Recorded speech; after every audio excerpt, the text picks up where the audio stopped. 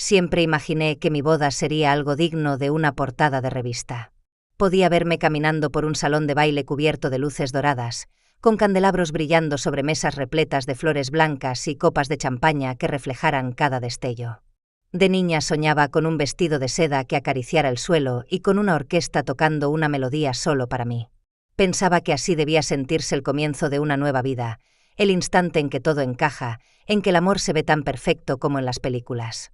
Pero los sueños, con el tiempo, aprenden a romperse de maneras silenciosas. Cuando Thomas y yo dijimos nuestros votos, no fue bajo cúpulas de cristal ni en una catedral imponente. Fue en una pequeña iglesia de madera, escondida en los límites de Baton Rouge, con los bancos crujiendo bajo el peso de unos cuantos parientes lejanos y 2 amigos suyos. No hubo coro ni alfombra roja. Solo un silencio húmedo que se colaba por las rendijas del techo y el aroma a cera derretida que intentaba disfrazar la pobreza del lugar. Aún así, sonreí. Le sonreí a Thomas, le sonreí a todos, fingiendo que aquel instante era justo lo que había deseado. Mientras el fotógrafo improvisado capturaba una imagen borrosa de nosotros, repetí en mi mente que no importaba. Que el viaje de luna de miel compensaría todo, los invitados ausentes, el vestido comprado de segunda mano, la cena modesta que nos esperaba. Después de la ceremonia fuimos a un restaurante familiar. Las luces fluorescentes zumbaban sobre nuestras cabezas y un par de mesas cercanas aplaudieron cuando vieron el velo sobre mi cabello. Thomas pidió pastel de durazno, yo brindé con un vino demasiado dulce y cuando todos gritaron «¡Felicidades!», una punzada me atravesó el pecho. Aquello no se parecía a lo que soñé, pero era nuestro comienzo, me dije. Nuestro imperfecto pero sincero comienzo. Durante la cena, Thomas hablaba de planes, de los arreglos que debía hacer, de cómo la vida juntos empezaría en un sitio más tranquilo. Yo imaginé playas lejanas, quizá Florida o alguna isla. Me aferré a esa idea con la fuerza de una promesa. En mi mente veía palmeras, arena cálida, el mar tragándose el sol. No podía imaginar que lo que me esperaba no era el paraíso, sino una casa donde los recuerdos pesaban más que los muros. Cuando dejamos el restaurante, la brisa de la tarde olía a asfalto húmedo y a flores marchitas. Me tomé un segundo para mirar el cielo que comenzaba a oscurecerse y sentí una mezcla de alivio y ansiedad. Thomas me tomó de la mano, su sonrisa tranquila, y me susurró, «Te va a gustar, ya lo verás». Su voz tenía algo que no supe descifrar, una sombra de nostalgia que preferí ignorar. Subimos a su camioneta vieja, una pick-up que rugía al encenderse. A través del parabrisas vi las luces de la ciudad desvanecerse poco a poco mientras el camino se alargaba hacia lo desconocido. Los edificios quedaron atrás, reemplazados por árboles cubiertos de musgo y carreteras cada vez más estrechas. El motor vibraba bajo mis pies, y por primera vez desde que dije «sí, acepto», sentí un ligero nudo en el estómago. Apreté el ramo contra mi regazo y me repetí que todo estaría bien. Que aquel trayecto era solo el inicio de una aventura. No sabía que, con cada kilómetro, me acercaba no a la felicidad prometida, sino al eco de una tragedia que no era mía y que, sin embargo, estaba a punto de heredar. El viaje duró casi todo el día. 2 días después de la boda, cuando todavía esperaba escuchar las palabras aeropuerto o resort, Thomas solo dijo que íbamos a casa. No pregunté más. El cansancio de los últimos días me hizo callar, y preferí mirar por la ventana mientras el paisaje urbano desaparecía detrás de nosotros. Las autopistas lisas dieron paso a carreteras estrechas, rodeadas de árboles que parecían inclinarse hacia el camino como si quisieran tragarnos. Las ramas colgaban llenas de musgo español, y el aire se volvió más espeso, más húmedo, con ese olor dulzón que tiene el pantano al caer la tarde. El sol, casi oculto, teñía el horizonte de un naranja cansado, y el ruido de los insectos aumentaba hasta cubrir cualquier intento de conversación. De vez en cuando Thomas intentaba hablar, comentaba algo sobre el clima, sobre lo mucho que extrañaba ese olor, pero mi atención estaba fija en el paisaje.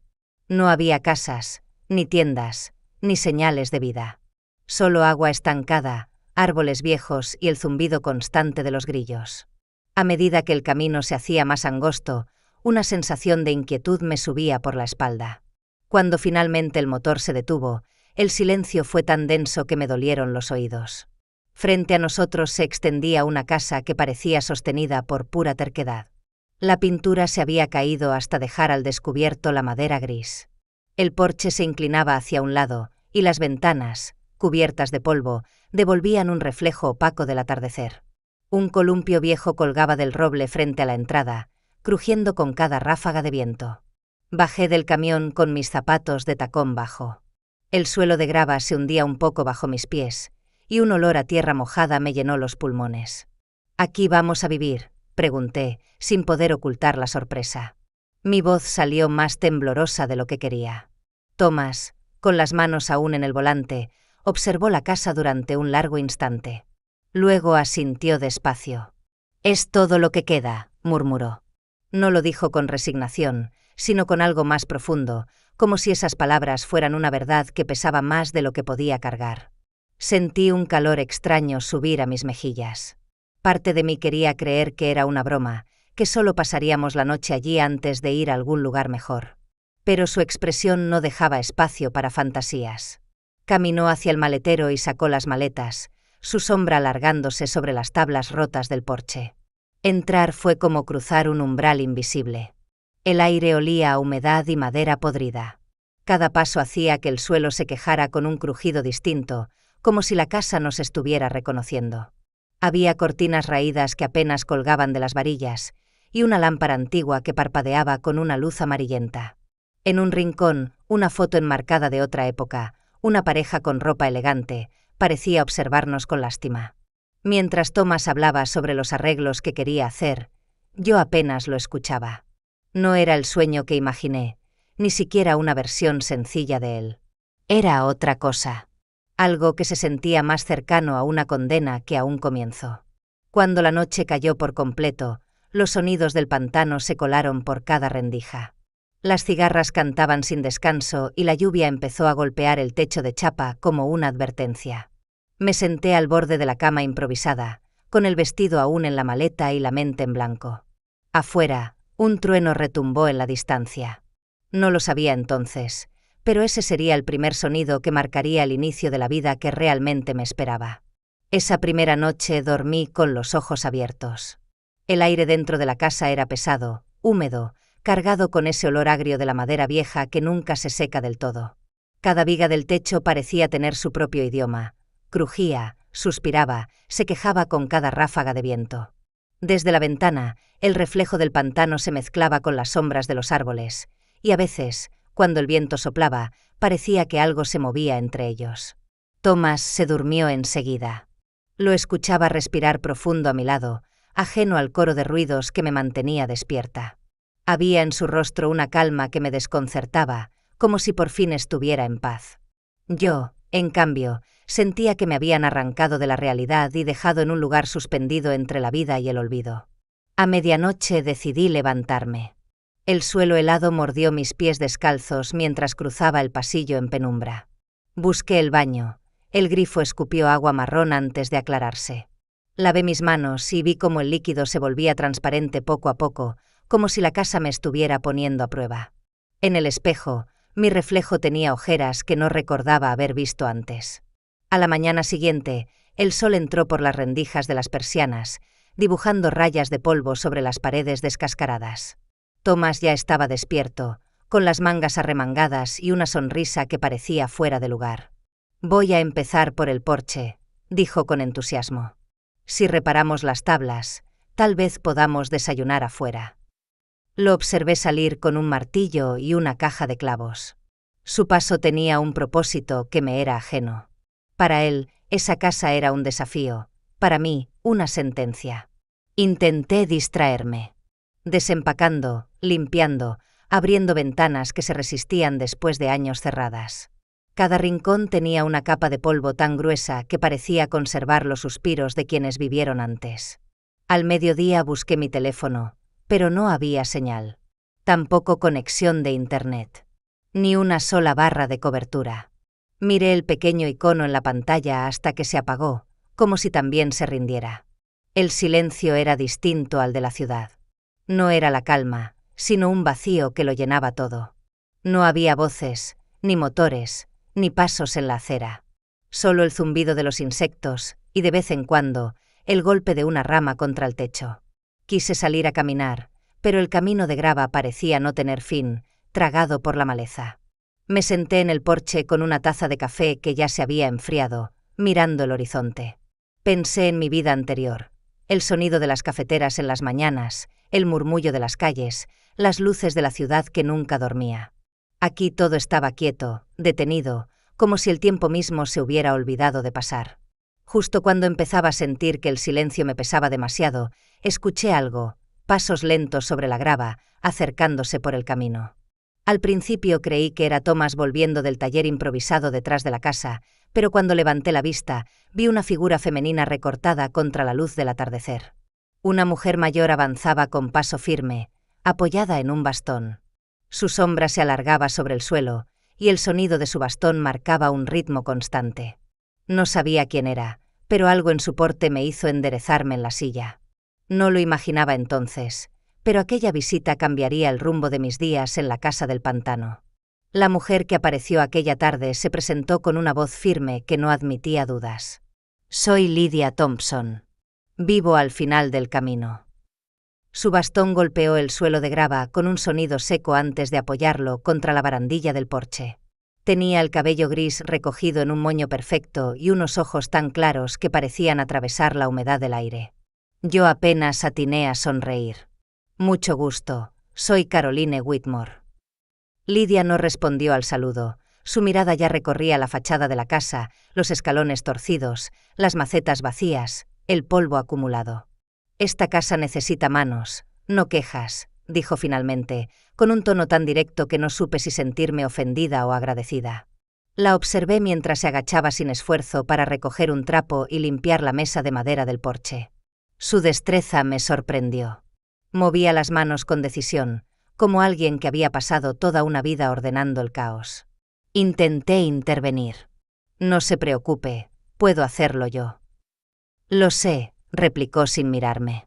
«Pero si vas a vivir aquí, más te vale acostumbrarte a ensuciarte las manos. Las casas viejas no se arreglan con lástima». Me quedé quieta, sintiendo el calor subirme al rostro. Parte de mí quería protestar, pero otra parte, la que estaba agotada de sentirse sola, agradeció su presencia. Aquel silencio que tanto me oprimía se llenó, de pronto, con el sonido de sus movimientos y su respiración pausada. Pasamos casi una hora limpiando sin hablar demasiado. Lydia me enseñó cómo frotar la madera con aceite de linaza, cómo abrir las ventanas sin romper los marcos. Cuando terminó, se incorporó despacio y dijo con un leve gesto de aprobación: «Ahora respira distinto. ¿Lo sientes? Las casas también saben cuando alguien las atiende». Esa noche, cuando Thomas regresó del taller improvisado detrás de la casa, le conté que había conocido a nuestra vecina. Sus ojos se iluminaron. «Lydia es una buena mujer. Dura, pero justa. Todos aquí la respetan». Dura era quedarse corta, pensé. Tenía una energía que imponía respeto y, al mismo tiempo, una serenidad que hacía imposible apartar la vista de ella. Los días siguientes se volvió costumbre verla aparecer cada mañana, siempre con algo en las manos. Una cesta de huevos, un tarro de miel o simplemente una mirada de inspección.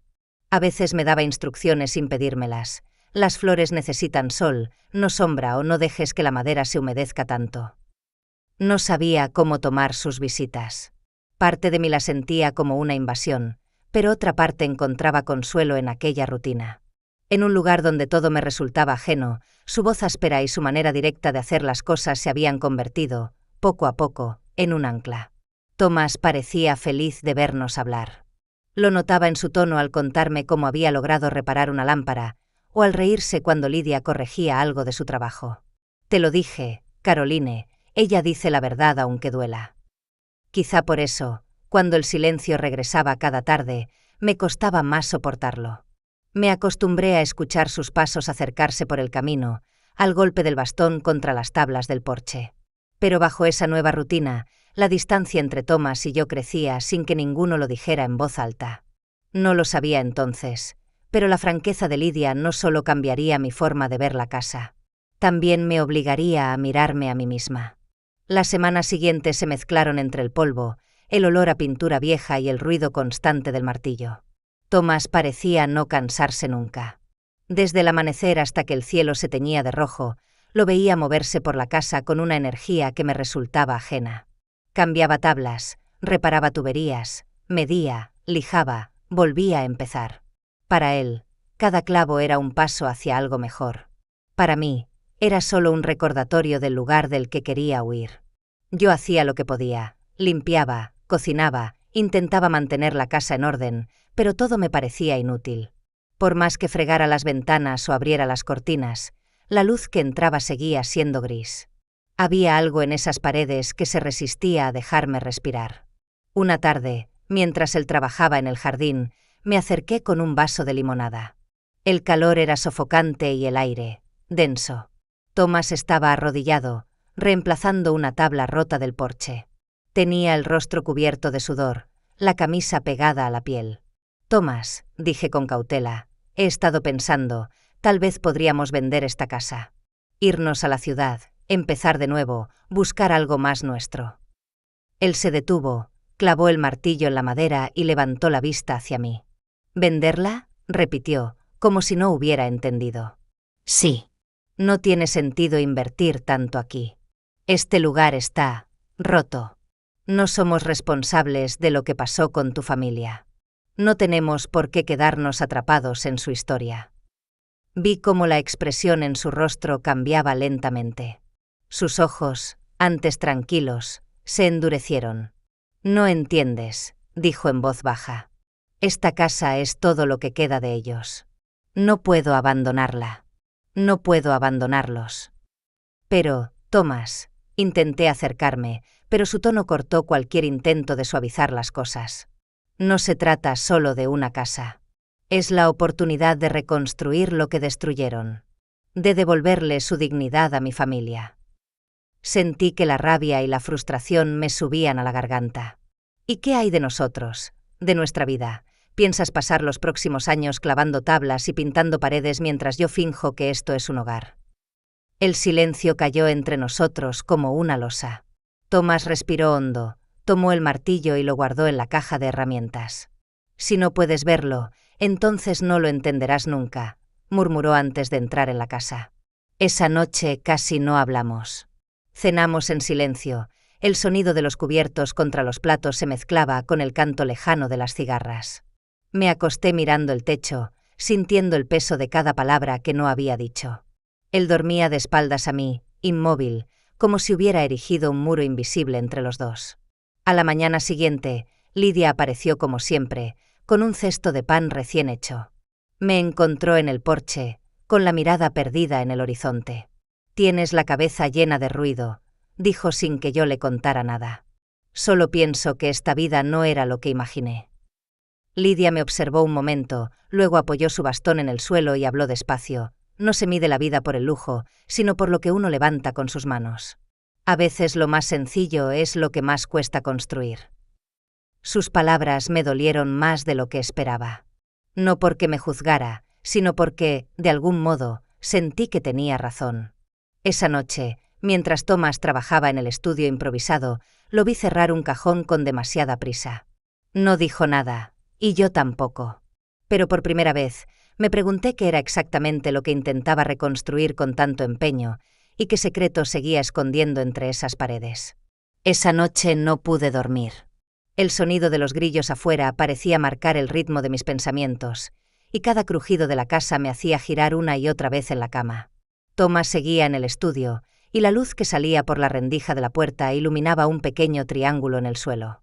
Algo en su forma de moverse, en esa concentración silenciosa, me hacía sentir que había un muro entre nosotros que no podía derribar. Cuando por fin lo escuché cerrar el cajón y suspirar, me levanté. Caminé descalza hasta la puerta y apoyé la mano en el marco. «Thomas», dije con voz baja, «¿qué guardas ahí?».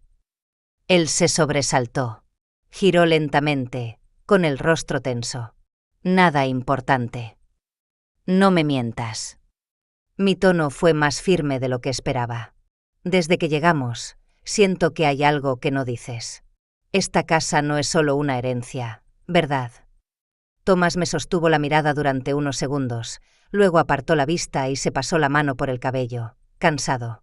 «No quería que lo supieras así». Me senté frente a él. La lámpara lanzaba una luz amarillenta que dibujaba sombras en las paredes. Afuera, El pantano parecía contener la respiración. Mi padre, Franklin Whitmore, comenzó, con voz casi inaudible, fue juez durante más de 20 años. Era un hombre recto, demasiado recto para este estado. Soltó una risa amarga. Le ofrecieron dinero, una fortuna, a cambio de aprobar un proyecto de urbanización aquí, en estas tierras. Querían construir hoteles, carreteras, centros comerciales. Pero el terreno estaba protegido por ley. Él se negó. Dijo que la justicia no estaba en venta. Guardó silencio, como si las palabras pesaran. Desde ese día todo empezó a derrumbarse. Primero fueron las amenazas. Luego el acoso. Y después, tragó saliva. Mi hermana Emily tenía 20 años. Una noche, alguien la siguió mientras conducía. El auto apareció en una zanja. Sobrevivió, pero quedó en una silla de ruedas. Nunca encontraron al culpable. Me llevé una mano a la boca. Dios mío, Thomas asintió, los ojos perdidos en algún recuerdo. Mi madre, Eleanor, trabajaba en un laboratorio de investigación médica. Era brillante, dedicada. Estaba desarrollando un tratamiento para una enfermedad pulmonar. Una noche hubo un incendio. Dicen que fue un accidente eléctrico, pero todos sabíamos que no lo fue. Perdió años de trabajo, millones en equipo y la esperanza. Su voz se quebró. Poco después le diagnosticaron cáncer. No luchó mucho. Decía que ya estaba cansada de ver cómo la verdad se quemaba una y otra vez. Por un momento no supe qué decir. La habitación se volvió más pequeña, las sombras más densas.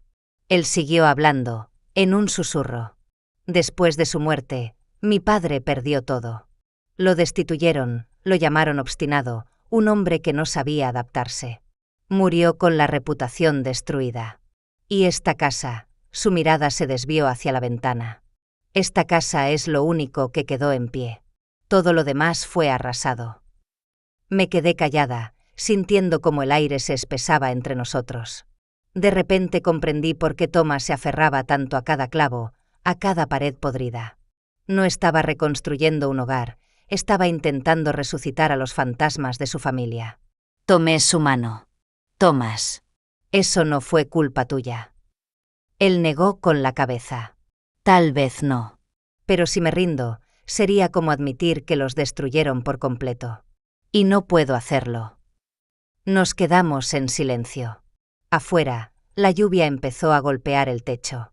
Yo miré las paredes que nos rodeaban, las manchas de humedad, las grietas que recorrían la madera como venas abiertas.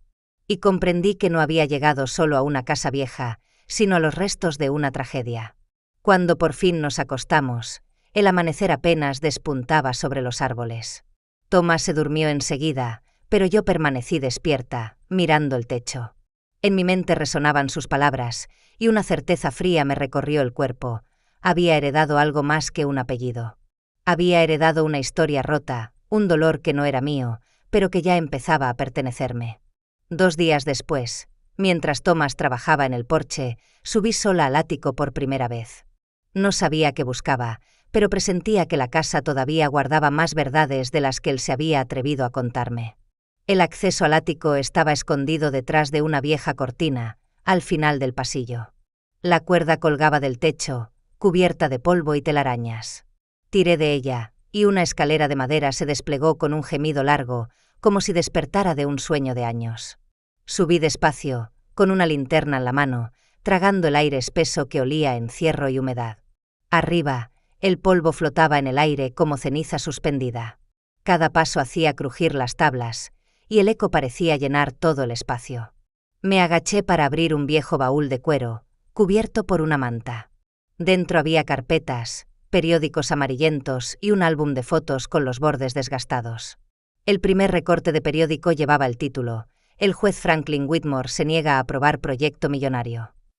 En la foto, un hombre de mirada seria aparecía frente a los tribunales de Baton Rouge. Supe de inmediato que era el padre de Thomas. Pasé las páginas con las manos temblorosas. Sospechoso incendio en laboratorio de investigación médica, joven hospitalizada tras accidente automovilístico en la ruta estatal. Los titulares parecían gritar una historia que el tiempo había querido enterrar. En el álbum encontré fotos más dulces. Tomas de niño con su madre, Eleanor, sonriendo bajo un roble, Emily en silla de ruedas, con una manta sobre las piernas, mirando a la cámara con una serenidad dolorosa. En la última página, una nota escrita a mano con tinta corrida: no olvides quién eres. Cerré el álbum con cuidado, pero las lágrimas ya me nublaban la vista. Sentí el peso de cada imagen como si me perteneciera. En ese momento escuché pasos en la escalera. Thomas apareció, con la cara cubierta de polvo, mirándome con una mezcla de tristeza y resignación. «No tenías que subir aquí», murmuró. «Tenía que hacerlo», respondí sin levantar la voz. «Necesitaba entender lo que llevas dentro». Él se acercó y, con un suspiro, se sentó junto a mí. «No tienes que cargar con ese peso, Caroline». Le sostuve la mirada. «Ya lo comparto contigo. Desde el momento en que cruzamos la puerta de esta casa».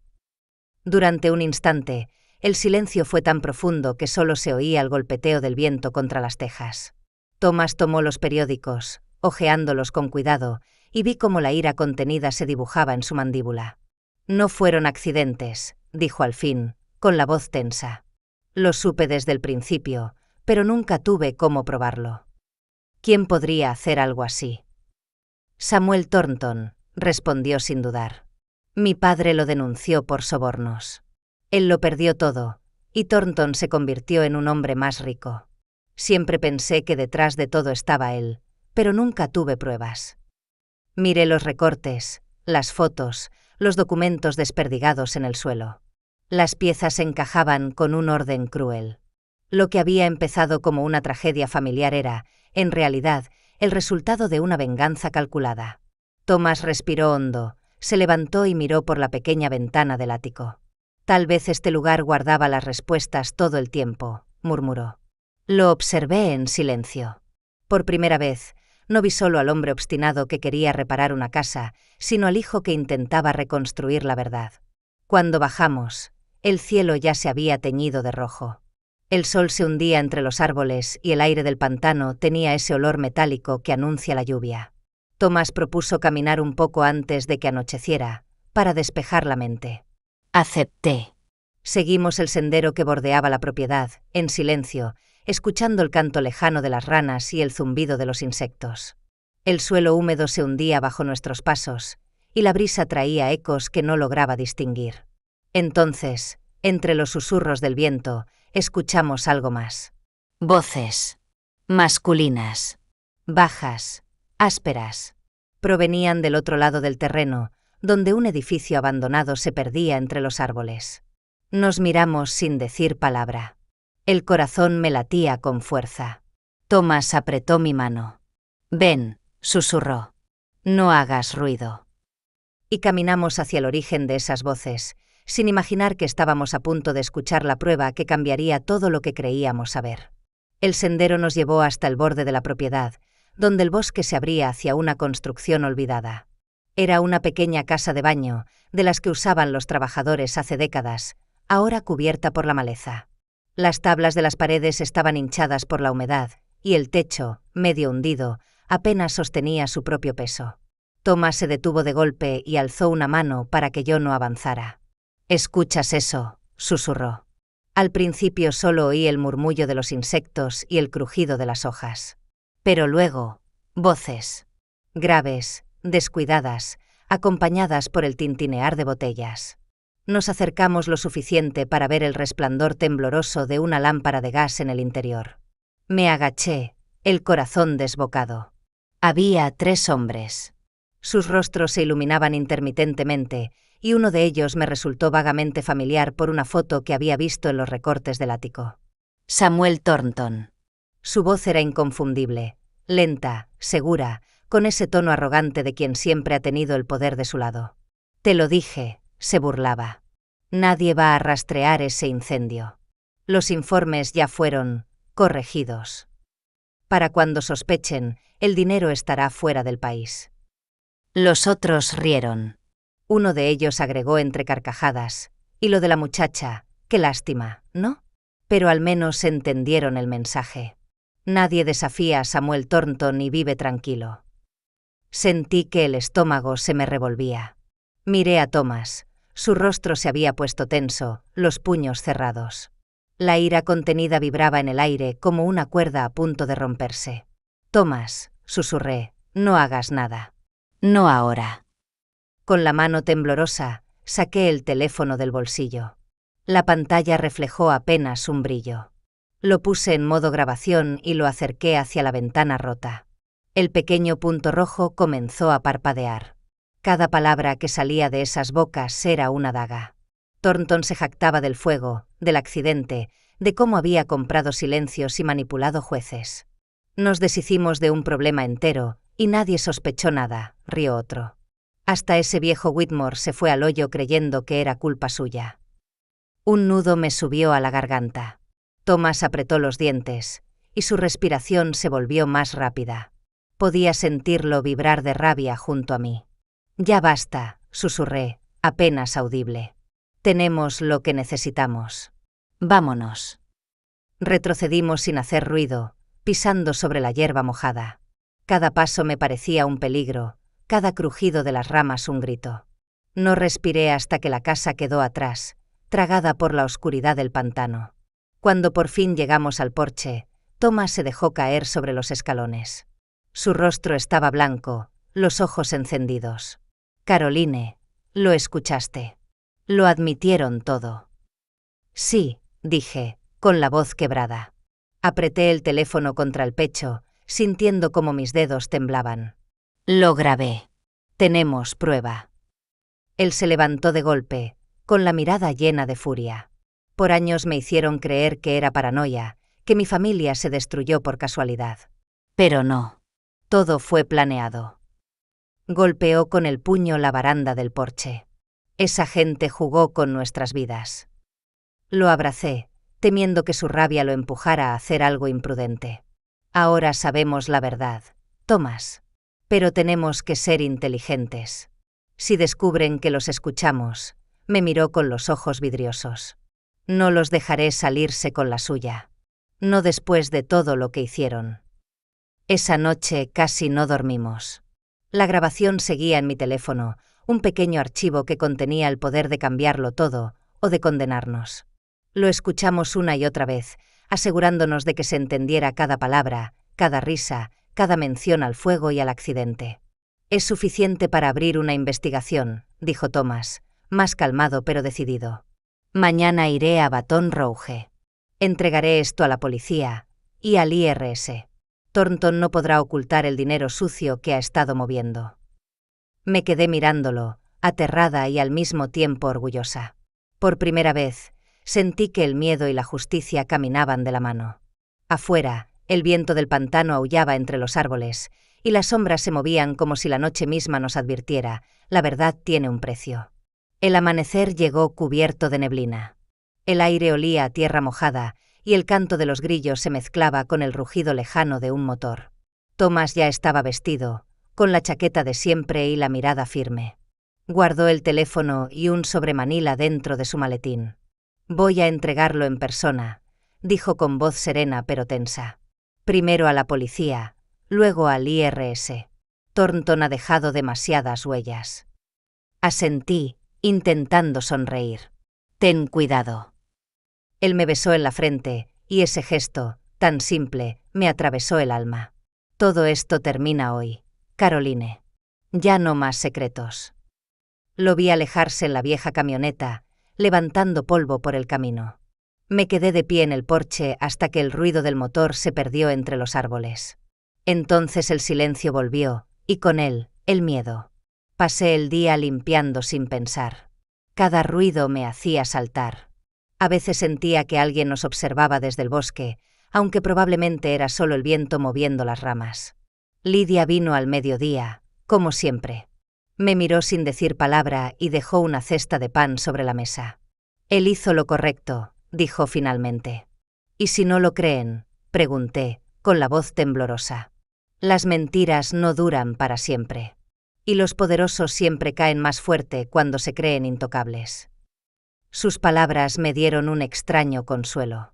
Esa noche dormí poco, esperando el sonido del motor que me devolviera a Thomas. Al día siguiente, el teléfono sonó. Corrí a contestar. Caroline, su voz era ronca, agotada, pero cargada de una energía que no le había escuchado en mucho tiempo. Está hecho. Entregué la grabación. La policía la revisó, y el IRS ya tenía abierto un caso contra Thornton. Esto va a explotar. ¿Y ahora qué pasa? Ahora esperamos. Pero, créeme, no podrán taparlo. 2 días después, la espera terminó. Lydia irrumpió en casa con el periódico en la mano y los ojos brillando. «Prende la televisión», ordenó sin aliento. Encendí el televisor. En la pantalla, una reportera de pie frente a un edificio moderno hablaba entre el tumulto de cámaras y luces rojas y azules. Autoridades federales ejecutaron esta mañana una orden de registro en las oficinas de Thornton Enterprises, en Baton Rouge. El empresario Samuel Thornton está siendo investigado por fraude fiscal, lavado de dinero y posible implicación en delitos mayores. El corazón me latía tan fuerte que apenas podía oír. La cámara enfocó la entrada del edificio, donde los agentes salían cargando cajas de documentos. Y entonces lo vi. Thornton. El mismo hombre de la foto, el mismo que había oído reírse en la oscuridad del pantano. Su traje estaba arrugado, el rostro desencajado por la furia. «Esto es un error. Mis abogados lo arreglarán», gritaba mientras lo escoltaban entre flashes y gritos. Sentí un estremecimiento recorrerme. No era alegría lo que me invadía, sino una sensación más profunda, justicia. Cuando Thomas regresó esa noche, el cansancio se le notaba en cada gesto. Sus manos temblaban, pero en sus ojos había algo que hacía semanas no veía: paz. Dejó sobre la mesa un montón de documentos sellados con insignias federales. Encontraron todo, Caroline. Cuentas falsas, facturas inventadas, transferencias a paraísos fiscales. Thornton pensó que podía esconderlo todo, pero dejó un rastro kilométrico. Y lo peor para él, los agentes están vinculando el dinero al incendio y al accidente de Emily. No pude contener las lágrimas. Entonces, de verdad se acabó. Thomas se acercó, me tomó las manos y asintió lentamente. Lo logramos. Justicia para mi familia. Nos abrazamos en silencio. El peso que había oprimido esa casa durante años parecía por fin disiparse. Por primera vez, las paredes no se sentían tan frías. Esa noche cenamos con Lydia. No dijo mucho, solo nos miró con una sonrisa discreta. «Hay victorias que no hacen ruido, pero cambian el aire que respiras», murmuró. Durante las semanas siguientes, el mundo siguió su curso, pero dentro de la casa Whitmore todo era distinto. El porche dejó de crujir tanto, el jardín empezó a florecer de nuevo, y cada amanecer tenía un color más limpio. A veces, al mirar por la ventana, pensaba en lo lejos que había quedado la mujer que llegó aquí esperando lujos y encontrando ruinas. Ahora entendía lo que Lydia quiso decir: la vida no se mide por lo que uno posee, sino por lo que reconstruye desde las cenizas. Y aunque las cicatrices del pasado seguirían ahí, Thomas y yo habíamos logrado algo más grande que una victoria: habíamos roto el ciclo del miedo. Pasaron varios meses desde el día en que arrestaron a Samuel Thornton. La vida en la casa Whitmore comenzó a transformarse lentamente, como si el aire mismo se limpiara de un peso antiguo. El sonido del martillo de Thomas ya no era el eco de una obsesión, sino el ritmo cotidiano de alguien que, por fin, trabajaba en paz. Las paredes que antes parecían murmurar recuerdos tristes ahora brillaban con una capa nueva de pintura color crema. Las persianas, rectas y firmes, dejaban pasar la luz del amanecer. El jardín, que Lydia me ayudó a plantar, se llenó de tomates, habichuelas y girasoles. Era la primera vez que sentía orgullo al ver mis manos manchadas de tierra. Las mañanas comenzaron a tener un sabor distinto. Preparaba café mientras Thomas afinaba detalles en el porche, y Lydia, como siempre, llegaba sin avisar. Se había convertido en parte de nuestra rutina, trayendo pan caliente o huevos recién recogidos. «No los llamo visitas», decía con una sonrisa que apenas mostraba, «vengo a asegurarme de que no se estén volviendo perezosos». A veces nos sentábamos las 3 en la cocina, tomando té con miel mientras el viento movía las cortinas. Lydia hablaba poco del pasado, prefería hablar de las plantas, del clima, de las pequeñas cosas que hacen que el mundo siga girando. Pero de vez en cuando, su mirada se detenía en Thomas, y ambos se entendían sin necesidad de palabras. Ella había sido testigo de la caída de esa familia y, de algún modo, también de su resurrección. Una tarde, mientras colgaba la ropa recién lavada, miré alrededor y casi no reconocí el lugar. El porche ya no se hundía, el aire olía a madera nueva, y hasta el viejo columpio bajo el roble se movía con suavidad, sin chirriar. Me di cuenta de que ya no pensaba en la casa como una carga, sino como un hogar. Recordé a la mujer que llegó aquí meses atrás, con el vestido de novia arrugado y el corazón lleno de ilusiones rotas. Aquella que creía que la felicidad dependía de una boda perfecta, de un viaje exótico, de los aplausos y las fotografías. Esa versión de mí ya no existía. La había enterrado entre los cimientos de esta casa, junto al miedo, la soberbia y la tristeza. Una tarde, Thomas se acercó mientras yo recogía las últimas verduras del huerto. Tenía el cabello despeinado por el viento y las manos cubiertas de polvo. ¿En qué piensas?, me preguntó con esa sonrisa tranquila que había aprendido a reconocer como su mejor versión. En lo lejos que hemos llegado, respondí. En cómo algo que empezó con ruinas terminó convirtiéndose en vida. Él se agachó para ayudarme a recoger las cestas, y sin mirarme, murmuró: el lujo se desvanece, pero lo que construimos con nuestras manos permanece. Lo miré en silencio. Aquella frase resumía todo lo que habíamos aprendido, que la grandeza no se mide por el brillo, sino por la resistencia, que las heridas pueden cerrarse, pero las cicatrices son las que nos recuerdan lo que valió la pena. Nos sentamos bajo el roble, el mismo que había sido testigo de tantas noches de tormenta. El atardecer teñía el cielo de tonos ámbar y violeta, y el sonido de las cigarras marcaba el compás del verano. Lidia apareció por el camino, agitando la mano. No interrumpo, ¿verdad? Siempre eres bienvenida, respondió Thomas con una risa suave. Ella se sentó en el columpio, observándonos con esa mezcla de orgullo y ternura que solo los viejos sabios saben disimular. ¿Ven? Les dije que el pantano no es castigo. Es prueba. Y ustedes la pasaron. Nos reímos los tres. En el aire comenzaron a encenderse pequeñas luces, las luciérnagas, flotando como estrellas diminutas entre las sombras del jardín. Las miré danzar sobre el césped, y algo dentro de mí se llenó de una calma profunda, distinta a cualquier otra que hubiera sentido antes. Apoyé la cabeza en el hombro de Thomas. ¿Te das cuenta?, le dije en voz baja. Por primera vez, no me siento atrapada aquí. Siento que pertenezco. Él tomó mi mano. Eso es porque ya no cargamos con el pasado. Lo transformamos. El columpio crujió suavemente detrás de nosotros, y Lidia tarareó una vieja melodía sureña. El aire olía a flores y a madera recién cortada. Pensé en la justicia que había llegado, en las almas que por fin podían descansar, y en la vida que, contra todo pronóstico, habíamos reconstruido desde el barro. Cerré los ojos y dejé que el silencio hablara por nosotros. En la distancia, el pantano susurraba con el viento, pero ya no era un sonido de miedo. Era el pulso de algo que renacía. Porque entendí, en ese instante, que la felicidad no está en la grandeza, sino en la paz de haber sobrevivido y hecho lo correcto.